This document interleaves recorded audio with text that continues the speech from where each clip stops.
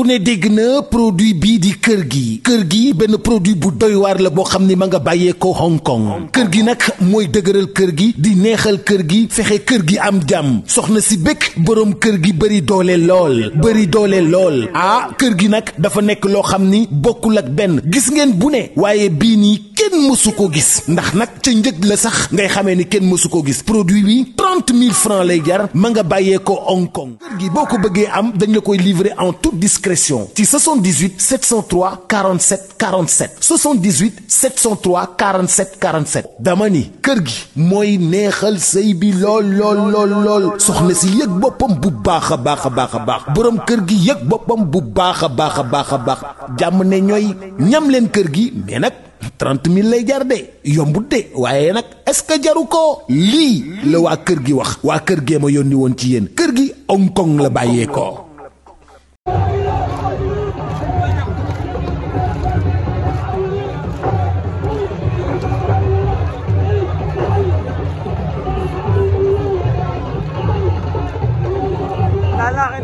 Talfa ngi dugg si laa ilaaha illallah li dum doon waa parcelle jug nañ nee naa la doon mbër yomb na waaye am mbooloo jafe jëy Talfa bu mag bi naa la kii mooy Talfa xale bi nga xam ne yàgg naa kéem waaw waaye ndax la 27 dina kéem kii armé loolu la ñuy laajte laa ilaaha illallah xale yaa ngay tar bi tar kon maa ngay ñëw kooku mooy Talfa doomu parcelle grand bi Cameroun xale yëpp bëre na ndeysaan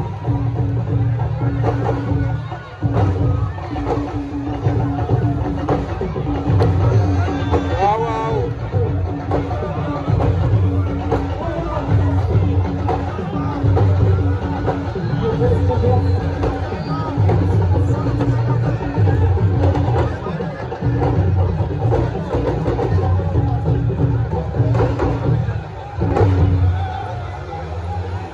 laa ilaaha illallah li mu doon mbooloo bi bari na nee naa la fii ku ne ëppal présence nag waaye ëppal présence li fi fekk sax moo ëpp lim indi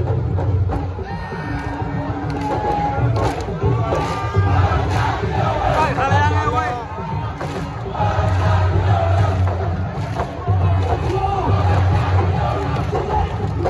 xale yi xanaa nekk sa biir bëj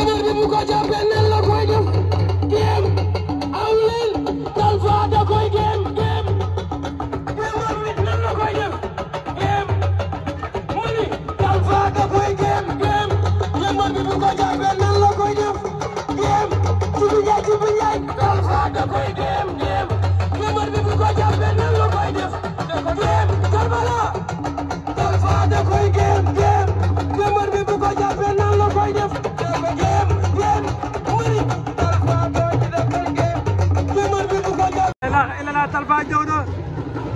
borom jaal bi ñëw na mais hélas waay jaar naa la kenn dim jaw